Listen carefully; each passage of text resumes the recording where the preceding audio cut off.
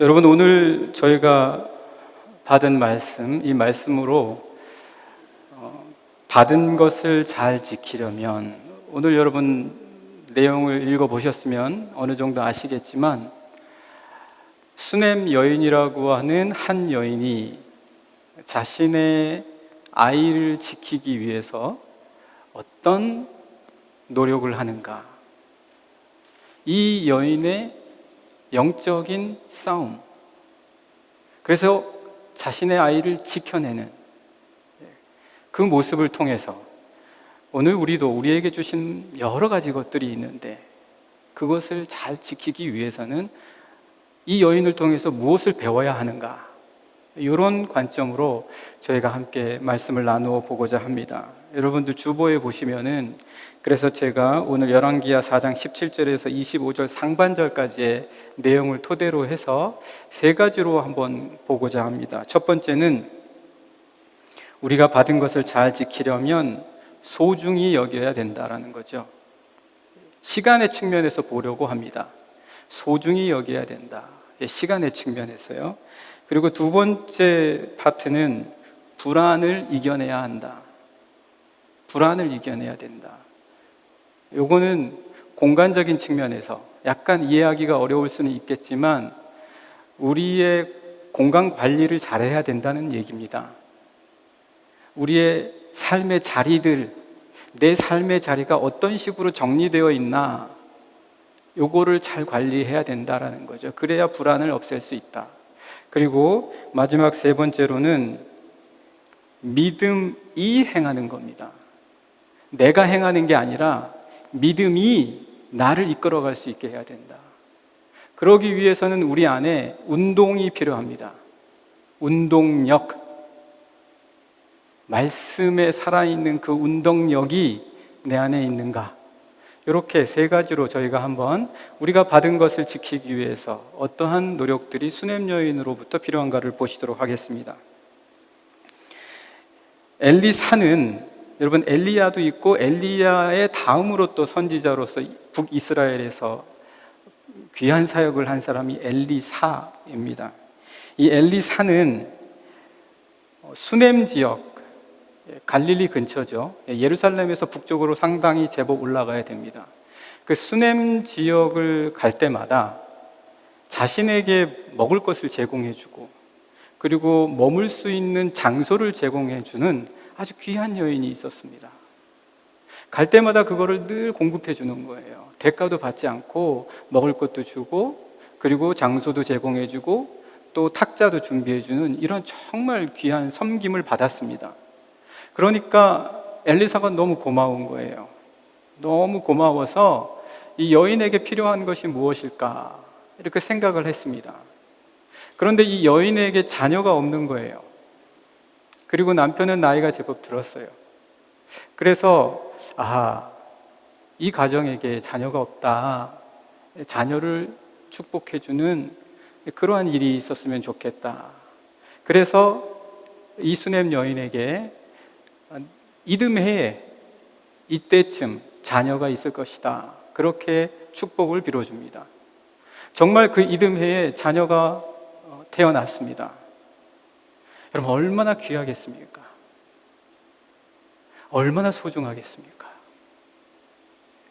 자녀를 자기가 그토록 기다렸는데 오랜 세월 속에 자녀를 얻게 됐다. 그러면 정말 귀할 겁니다. 그리고 나서 오늘 본문의 말씀이 훌쩍 뛰어넘어요. 훌쩍 뛰어넘어서 아이가 자라났다, 그렇게 이야기합니다. 아이가 자라났다. 도대체 어느 정도까지 자라난 것일까? 우리가 감이 없죠. 아이가 자라났는데 도대체 얼마만큼 자라났다는 얘기인가? 그런데 보니까 이 아이가 아버지가 추수하는 곳에 갈 정도가 됐어요. 그러면 제법 큰 거예요. 항상 엄마가 안아주는 때는 이미 지난 거예요. 아버지가 추수하는 데에 자기가 나가서 보겠다 할 정도가 됐으니까 제법 컸고, 뿐만 아니라 그곳에서 머리가 아프다라고 아버지한테 말하는 거예요. 그러니까 말도 할 수 있는 거예요. 그러니까 말도 할 수 있고 갈 수도 있을 정도 됐으니까 추정컨대 적어도 5살이나 6살은 좋게 됐을 것이다. 그렇게 우리가 생각을 해보게 되는 거죠. 말씀드린 것처럼 추수터에 갔는데 갑자기 이 아이가 머리가 아프다고 쓰러지는 거예요. 내 머리야, 내 머리야. 추수터는 아무래도 맥추절과 또 가을의 추수감사절의 시간을 여러분들 생각해 보면 여름 내지는 가을이에요. 그 이스라엘 땅의 여름 내지 가을. 지금 이집트가 몇 도가 되나 봤더니 40도래요. 그러니까 굉장히 더울 때다라는 거죠. 그런데 쉴 처서도 없이 그 추수토에서 아버지 곁에서 오랫동안 서 있었다면 아이는 버티기가 힘들죠. 그러니까 아무래도 이 아이가 일사병에 걸리지 않았을까, 탈진하지 않았을까, 우리는 그렇게 추측해 볼 수가 있습니다. 그런데 이 아버지에게 가고 아버지한테 말하는 걸 보니까 굉장히 이 아들이 아버지를 좋아했던 것 같아요. 아버지도 이 아들을 굉장히 사랑했고요. 당연하죠. 그런데 웬일일까요? 도대체 아버지에게 무슨 일이, 어떤 심경이 있었을까요?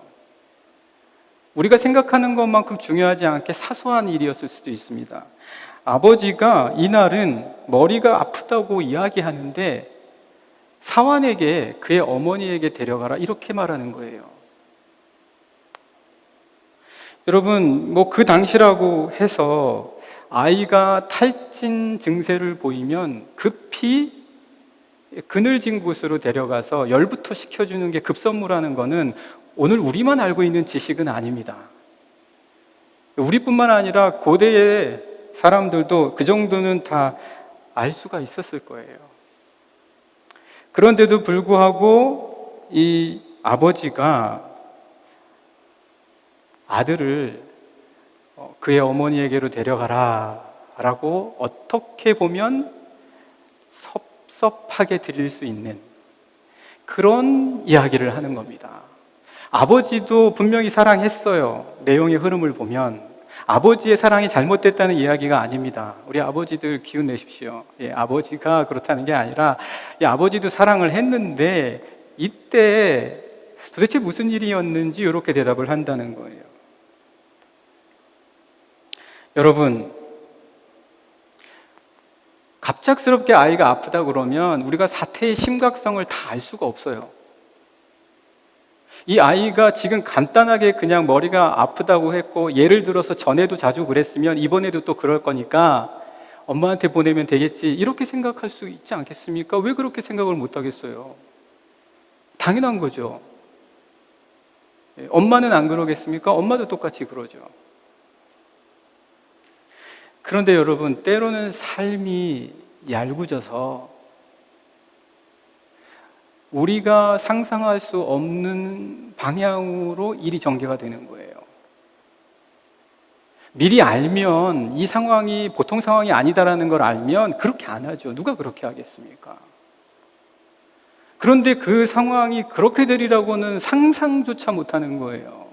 그런 게 우리들에게는 많아요. 별것 아니니까 그냥 우리가 늘 하던 대로 하면 되겠지, 그렇게 해버릴 수가 있다는 거죠. 우리가 그렇게 큰 잘못하는 거 아닐 때도 있어요. 우리가 받아본 결과를 생각해 본다면. 결과는 너무너무 어마어마한데 사실은 그 발단이 아주 작고 사소한 일에서부터 시작되는 경우가 많다는 거예요. 보통 같았으면 이렇게 되지 않을 일이라는 거예요. 그런데 그렇게 엄청난 일을 맞이할 때가 있다. 아이가 그렇게 되리라고 누가 생각이나 할 수 있었겠습니까? 아버지가 생각했습니까? 어머니가 생각했습니까? 아니면 그 사환들이 그렇게 생각했습니까? 아무도 그렇게 생각하지 않았을 것이다. 그러니까 다 이렇게 한 거예요. 그렇지만 삶이 우리가 상상하지 못했던 방향으로 갈 때가 있다. 그래서 중요한 게 있다는 거예요.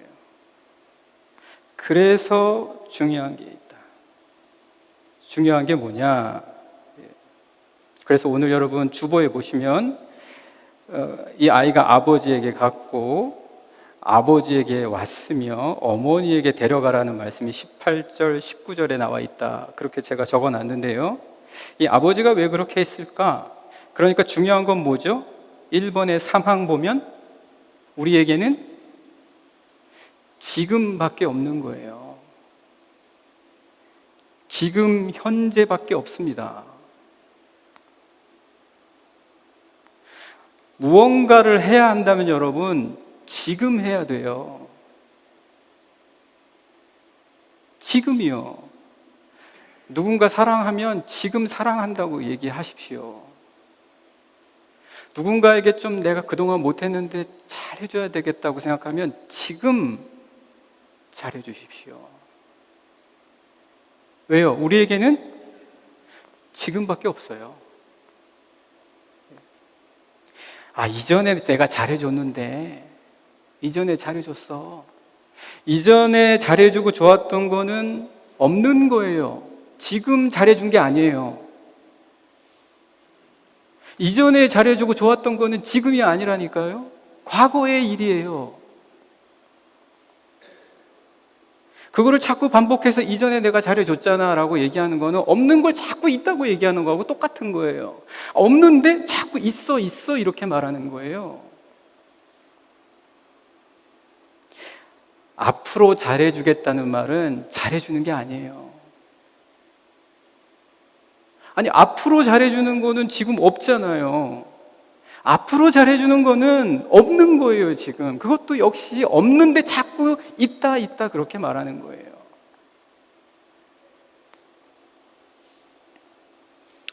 물론 아이의 아버지는 지금은 더 급한 게 있다고 생각할 수 있었어요. 지금은 일이 더 급하다고 생각했을 수 있습니다. 지금은. 왜요? 앞으로 닥칠 일을 모르니까. 앞으로 닥칠 일이 뭔지 알면 일이 급하다고 하겠습니까? 일이 급하다는 이야기 못해요. 무엇이 더 중요한지 알죠. 그러니까 우리는 지금밖에 없다. 이것 꼭 잊어버리지 말아야 합니다. 철학 사조들 중에서 실존론자들은 그렇게 얘기해요. 현재의 나는 과거가 쌓인 것이다. 이렇게 말을 합니다. 현재의 나는 과거가 쌓인 것이다. 그 말은요, 과거를 말하는 게 아니에요. 현재가 되어서 과거가 있는 거다라는 이야기예요. 그래서 현재가 중요하다라는 말이 그 말입니다. 그러니까 우리는 살면서요, 과거 속에 살아가는 게 아니에요. 아무리 내가 기억 속에 살아가도 나는 현재에 있어요. 아무리 미래에 대한 장밋빛이 있다고 해도 내 현실은 안 그래요. 나는 현재에 사는 겁니다.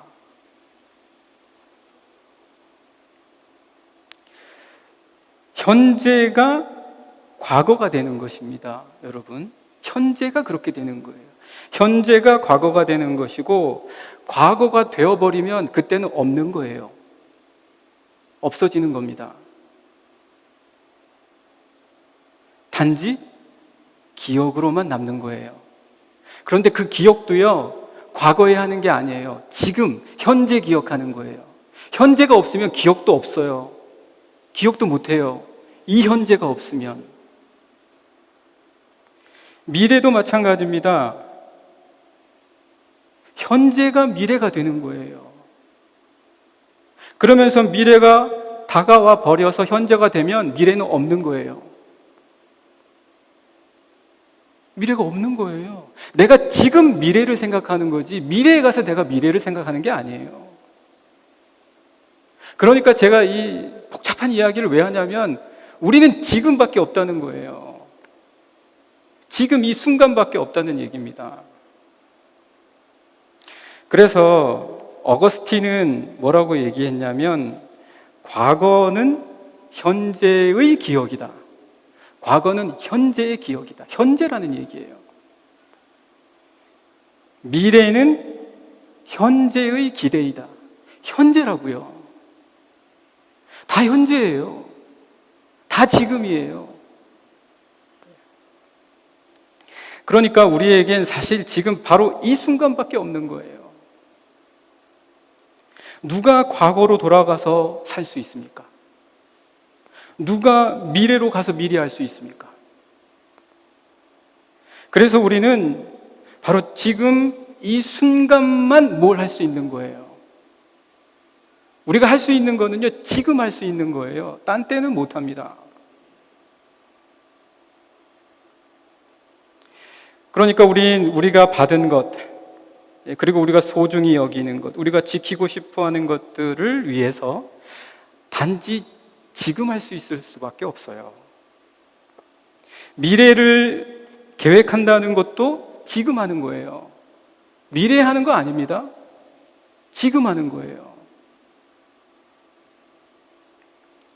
다음에 잘해주겠다는 것은 기대예요. 지금 기대하는 거예요. 머릿속에서일 뿐입니다. 이전에 잘해주었다는 것은 기억일 뿐이에요. 지금 없습니다. 그래서 우리가 이 아버지의 모습이 순간이었는데 그 순간이 굉장히 중요하다는 거예요. 그래서 야고보 사도는 우리에게 이렇게 이야기해 줍니다. 오늘 주보를 잠깐 보실까요? 야고보서 4장 13절, 14절, 15절 말씀을 제가 적어 놓았습니다. 우리 한번 같이 읽어 보실까요? 야고보서 4장 13절, 14절, 15절입니다. 같이 읽겠습니다. 시작. 들으라, 너희 중에 말하기를 오늘이나 내일이나 우리가 어떤 도시에 가서 거기서 1년을 머물며 장사하여 이익을 보리라 하는 자들아, 내일 일을 너희가 알지 못하는도다. 너희 생명이 무엇이냐? 너희는 잠깐 보이다가 없어지는 안개니라. 너희가 도리어 말하기를 주의 뜻이면 우리가 살기도 하고 이것이나 저것을 하리라 할 것이오늘. 그러니까 여러분, 우리는 어떻게 해야 됩니까? 주님, 제가 지금 뭘 해야 합니까? 제가 지금 해야 할 것이 무엇입니까? 지금 이 순간 제가 마땅히 해야 될 것이 무엇입니까? 여기에서 우리가 시간 관리를 잘 하지 못하면, 이렇게 시간을 우리가 돌보지 못하면 우리는 있지도 않은 과거와 존재하지도 않은 미래를 헤매고 다닙니다. 그래서 마땅히 지금 해야 될 일을 못하는 거예요. 오늘 이 수넴 여인이라고 하는 한 여인이 아이를 지켜내기 위한 일의 시작이 여기서부터예요. 여기서부터 시작되는 겁니다. 사랑하는 영락의 성도 여러분, 여러분과 저는 지금 이 순간 무엇을 해야 할지를 하나님께 꼭 묻고 그것을 행하실 수 있는 우리 영락의 모든 성도님들 되시기를 간절히 축복합니다. 그래서 우리가 한번 같이 말씀을 읽어볼까요? 17절부터 19절 말씀, 우리 내용을 보았는데 같이 한번 17절부터 19절까지 주보에 나와 있는 말씀 같이 읽겠습니다. 시작. 여인이 과연 잉태하여 한 해가 지나 이때쯤에 엘리사가 여인에게 말한 대로 아들을 낳았더라. 그 아이가 자라매 하루는 그에 나가서 그의 아버지에게 이르렀더니 그의 아버지에게 이르되 내 머리야 내 머리야 하는지라. 그의 아버지가 사환에게 말하여 그의 어머니에게로 데려가라 하매. 네. 자, 이제 두 번째로 저희들 한번 함께 보실까요? 불안을 이겨야 된다. 불안을 이겨야 된다. 공간적인 차원에서 우리가 우리 삶의 자리들도 관리를 잘해야 된다는 거죠.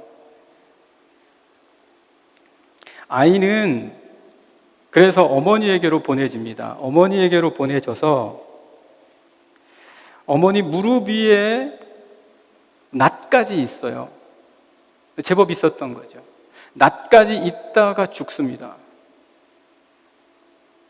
그 시간 내내 얼마나 엄마가 고통스러웠겠습니까? 그 고통은 이루 말할 수가 없어요. 차라리 보이지 않는 데서 그런 일이 벌어지면 순간에 일이 닥치니까 순간으로 지나갈 수도 있겠는데, 이거는 그 아이를 무릎에 안고 계속해서 지켜보고 있으면서 그 고통을 당하는 거예요. 그의 불안이 얼마나 컸겠습니까? 이 아이가 어떻게 될까? 혹시나 죽지는 않을까? 혹시나 잘못되지는 않을까? 혹시나 후유증이 생기지는 않을까? 막 이런 불안이 어마어마하게 이 여인에게 왔을 거예요. 그런데 그 불안이 진짜 그렇게 되는 거예요. 이게 제일 무서운 거라니까요. 내가 불안하다 했는데 진짜 그 불안대로 되는 거예요. 이거를 못 견디는 거예요, 우리는.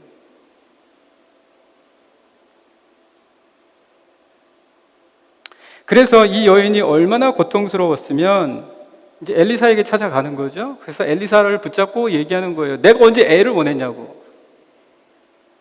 내가 언제 애 달라고 했냐고. 자기가 먼저 와서 애 주겠다고 축복해줘 놓고는. 그래서 애 생겼는데 애가 생겼더니 이렇게 죽을 거라면 왜 애를 줬냐고. 차라리 주지를 말지. 안 줬으면 내가 이런 고통을 하겠냐고. 이런 불안 속에 살아갔겠냐고. 없으면 걱정 없어요. 그 이야기를 이 수넴 여인이 엘리사를 붙잡고 하는 거예요. 탄식하는 거죠. 한번 말씀 읽어보실까요? 제가 주보에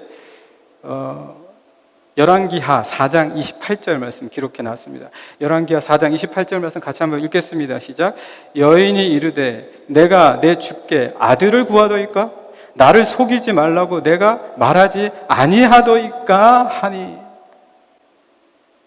탄식하는 거죠. 때로 우리가 이렇다고요. 하나님 앞에 하나님 내가 언제 이런 삶 원했습니까? 나에게 언제 이렇게 해달라고 그랬습니까? 왜 이렇게 해서 나를 더 힘들게 하십니까? 이런 게 있다라는 거죠. 수넴 여인의 이 말에서 우리는 아이가 없었으면 차라리 고통스럽지 않았을 텐데 아이가 나면서부터 오히려 아이를 지키려고 불안한 나날을 보낸 그의 탄식을 우리가 엿볼 수가 있습니다. 있어서 오히려 더 고생이다. 있어서 오히려 더 불안이다. 있다. 여러분, 있다라는 게 뭡니까? 있다. 있어서 참 고생이다. 불안하다. 있다. 존재하다. 그게 뭐냐는 거예요. 그거는 여러분 주보를 보시면 저도 우리 아이들 있고 나서 삶이 더 저희 아이들도 있는데 힘들어지고 할 일도 많아지고 우리 아이들 어렸을 때는 더 힘들었습니다. 그런데 여러분 있다가 뭐냐 여기에 보시면 제가 그 이야기를 하려는 건 아니고 있다라는 게 뭐냐 여기 2번에 1번을 보십시오. 거기에 보면 exist라는 영어 단어가 있죠. exist라는 단어는 x라는 라틴어 x 바깥이라는 뜻이에요. 바깥. 그 다음에 시스테레라는 라틴어가 합쳐진 말입니다. 시스테레는 두는 거예요. 바깥에 두는 거예요. 이게 존재하는 거예요. 그러니까 하나님께서 우리를 바깥에 두신 거예요. 그게 존재하는 거예요.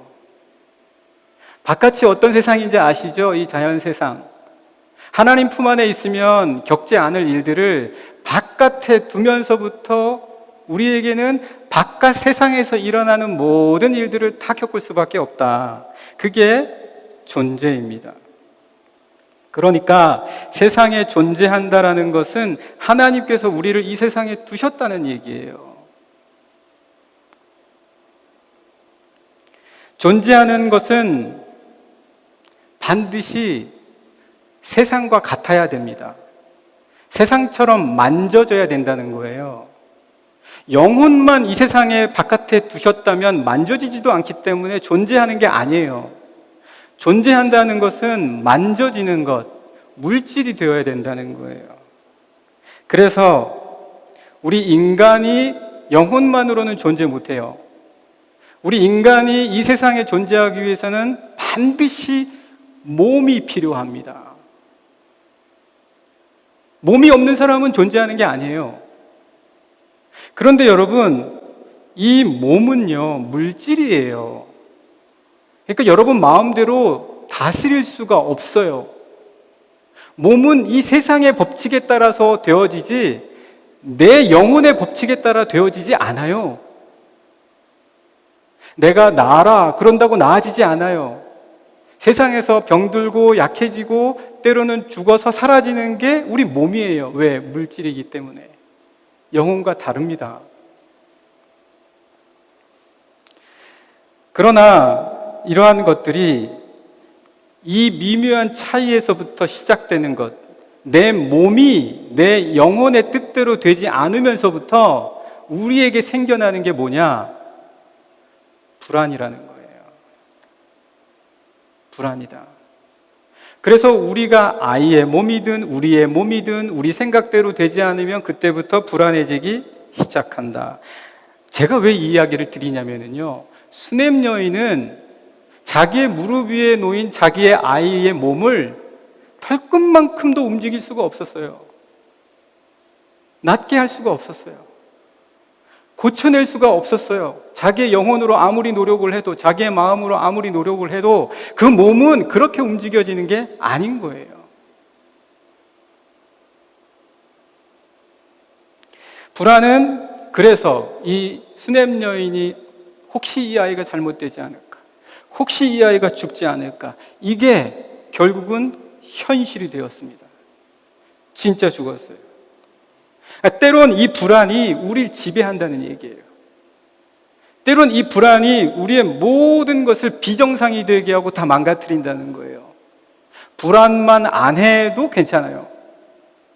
잘 되어 가는데도 불안하면 다 망가져요.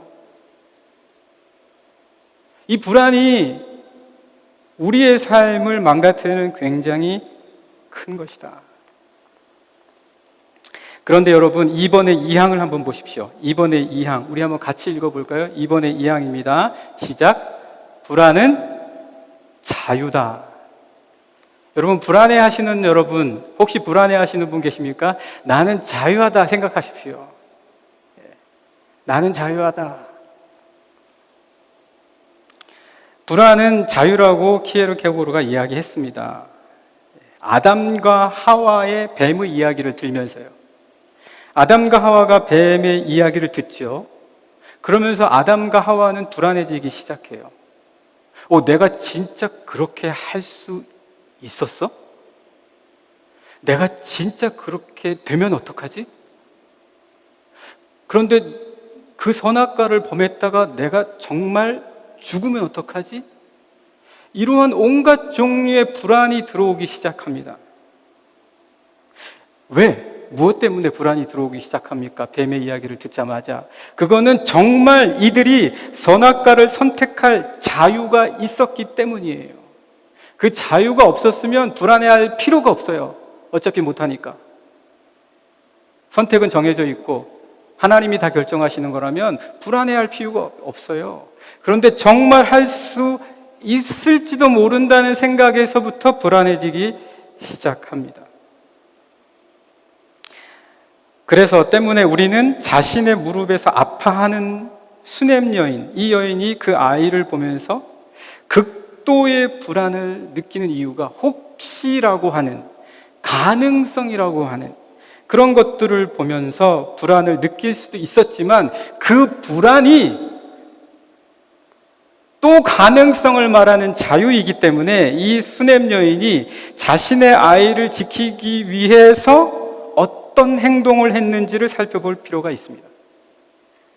이 수냄 여인은 정말 불안한 대로 아이가 죽자 모든 것이 끝이라고 생각하지 않았어요. 다 끝이 났다. 가능성이 전혀 없다. 내가 뭐 다른 거를 선택할 자유가 더 이상 없다. 일은 다 정해졌다가 아니었다라는 것이죠. 마치 이 여인이 불안은 자유다라는 것을 아는 듯이 자신의 선택의 자유를 어디에 둘지를 선택합니다. 아이가 죽었다는 소식도 남편에게 알리지 않아요. 남편에게 아이 죽었습니다라고 말하지 않아요. 말하지도 않고 오히려 사환과 노새를 달라고 합니다. 그리고는 사랑하는 아들을 하나님의 사람의 침상 위에 둡니다. 이 두는 행위가 참 묘한 말인데 제가 아까 말씀드린 존재하다, exist는 바깥에 두는 거지만 하나님 안에 두는 거는 insist. 이 말은 라틴어로 견디다입니다. 견디다, 인내하다. 이제 이 여인은 남편에게도 알리지도 않고 이 아이를 죽었다고 생각도 하지 않고 하나님의 사람의 침상 위에 둔 채로 자기의 선택을 결정을 합니다. 이 수냄 여인은 자신의 자유로 지금 불안과 싸우고 있습니다.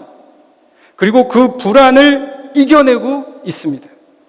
오직 하나의 방법만이 남았고 그것을 선택하는 것은 그 여인의 자유입니다.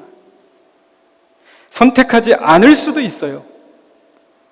아이가 죽었다는 것을 남편에게 알리고 그리고 다른 사람들과 함께 슬퍼해도 돼요. 이 여인의 자유예요. 불안하면 불안한 대로 자기가 선택하면 됩니다. 그러나 수냄 여인은 아이를 하나님께 두고 그리고 문을 닫습니다. 마치 죽지 않은 듯이, 마치 하나님께서 살리실 것이라는 것을 아는 듯이, 그리고 그렇게 자신의 아들을 지켜갑니다. 불안해서 지켜가는 거예요. 왜? 자기는 하나님과의 공간이 있는 거예요. 불안을, 염려를, 걱정을 둘 수 있는 하나님의 공간이 자기에게 있는 거예요. 여러분들에게 있으십니까? 여러분의 불안을 두실 공간이 있으십니까? 사랑하는 우리 영락의 성도 여러분, 불안은 우리가 이 불안을 어디에 둘 수 있다라는 자유가 있다는 것을 의미합니다. 잊지 마시고 이 수냄 여인이 이 어려운 때를 어떻게 이기셨는지를 꼭 기억하시는 영락의 성도님들 되시기를 간절히 축복합니다. 그래서 오늘 20절과 21절 말씀 같이 한번 읽어보실까요? 오늘 본문의 말씀 20절과 21절입니다. 시작. 곧 어머니에게로 데려갔더니 낮까지 어머니의 무릎에 앉아있다가 죽은지라. 그의 어머니가 올라가서 아들을 하나님의 사람의 침상 위에 두고 문을 닫고 나왔다. 여러분, 이제 세 번째로 이제 믿음이 행하는 것, 운동력에 대해서 좀 보겠는데요. 어떻게 이럴 수가 있습니까? 아들이 죽었잖아요. 죽었는데 그 하나님의 사람의 침상에 두고 문을 닫아버리고 나온다는 말이죠. 정상적인 게 아니에요. 제가 여러분들에게 이런 행동을 하라는 말이 아닙니다. 지금 어떻게 이 여인이 이렇게 됐는지를 보라는 거예요. 이 행동은 아들 곁을 떠난다는 것은 쉬운 일이 아니에요. 이제 죽었는데 그 아들 곁에 잠시라도 더 있고 싶겠죠. 그러나 수냄 여인은 그것을 할 뿐만 아니라 오히려 더해서 남편에게 아이의 죽음도 알리지도 않아요. 아이가 죽었다라고 말하지도 않습니다. 오히려 사환과 노새를 요청하며 하나님의 사람에게 다녀오겠다고 합니다. 남편은 갑작스런 아내의 행동에, 아니 안식일이라면 예배드리러 가겠고 월삭이라면 초하루라서 예배드리러 갈 텐데 그런 날도 아닌데 왜 하나님의 사람에게 이렇게 갑자기 가려고 하냐, 이렇게 물어요. 모르는 거예요. 지금 아이가 죽은 걸 몰라요. 남편에게 설명하는 게 더 좋지 않았을까요? 아이가 죽었어요. 우리가 지금 뭘 할 수 있겠어요? 하나님의 사람에게 가봅시다. 그러면 못 가는 거예요. 그럼 못 가는 거예요. 이 여인이 거기까지 생각한 거예요. 아이가 죽었다면 정상적이라면 못 가죠. 그래서 이 여인, 수냄 여인은 설명하는 대신 짤막한 인사만을 남깁니다. 평안을 빕니다. 그리고 떠나요. 여러분, 자기의 아이를 살리기 위한 이 여인을 보세요. 이 여인의 모습. 설명했다면 당연히 죽은 아들 곁에 있어야 했을 것입니다. 도대체 수냄 여인의 이러한 놀랄만한 행동은 어디서 비롯된 것입니까? 이성적인 건 아니에요. 그러면 도대체 어디서 비롯된 것입니까? 여러분, 양귀자라는 소설가가 있습니다. 이 사람이 모순이라는 작품을 썼는데 이 모순이라는 작품에서 주인공 안진진이라는 사람이 하는 얘기가 있습니다. 주보 한번 잠깐 보실까요? 주보의 3번의 2항을 한번 보십시오. 3번의 2항을 보시면 그 양귀자가 모순이라는 글에서 주인공을 통해서 이렇게 이야기합니다. 같이 한번 읽어보실까요? 시작. 내 삶의 부피는 너무 얇다. 겨자씨 한 알 심을 만한 깊이도 없다. 여러분, 겨자씨 보셨습니까? 겨자씨 정말 작아요. 예, 빨리 마치겠습니다. 콩보다도 작아요. 콩은 콩이니까 심으면 난다고 생각하죠. 겨자씨라고 생각하지 못하고 모른 채는 절대 심지 않아요. 너무 작으니까 씨라고 생각을 안 하는 거예요. 그런데 이게 겨자씨라는 걸 알면 나무가 되리라는 믿음이 생겨요. 겨자씨라는 걸 알면. 그러면 믿음이 생겨나요. 그래서 나무가 된다라고까지 생각을 해요. 어떻게 여러분 요만한 씨앗이 나무가 된다는 믿음이 어디서 나옵니까? 아니까 나오는 거예요. 그런데 그 부피도 자기에게 없다, 양 기자가 말하는 거예요. 그런 두께마저도 내 삶은 너무 얇아. 겨자씨가 얼마나 작은데 그거를 심어서 나무가 되게 할 만한 깊이조차 나는 없다. 내가 이렇게 살아도 될까? 그렇게 이야기합니다.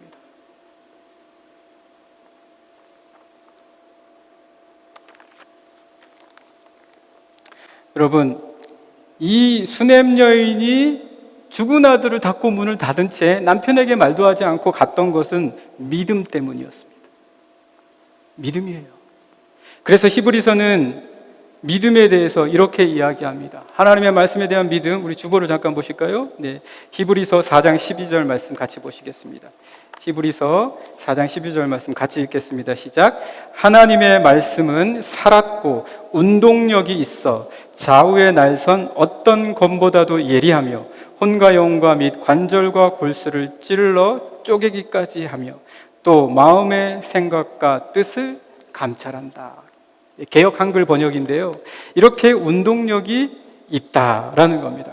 수냄 여인은 사환에게 나를 위하여 내가 말하지 않거든 달리기를 멈추지 말라고 말합니다. 수냄 여인의 마음의 상태가 어떠했을까요? 그녀에게는 겨자씨를 심을 만한 부피가 있었던 겁니다. 히브리서의 기자가 말한 것처럼 믿음의 운동력이 있었던 겁니다. 믿음이 운동하는 거예요. 하나님의 말씀이 살아서 운동력이 있도록 그녀 안에서 움직였기 때문에 그 여인은 슬픔과 고통을 이겨내고 움직였습니다. 사도 바울은 빌립보서에서 감옥에 갇힌 채로 빌립보의 성도들에게 편지를 쓰면서 자신은 달려가고 있다고 합니다. 도대체 그 감옥에서 어디를 달려가고 있다는 것입니까? 믿음 때문에 감옥에 갇혔으면 그 정도면 충분했다. 더 이상 안 움직여도 된다. 이렇게 말할 수 있겠지만 아니 어떻게 더 달린다는 말입니까?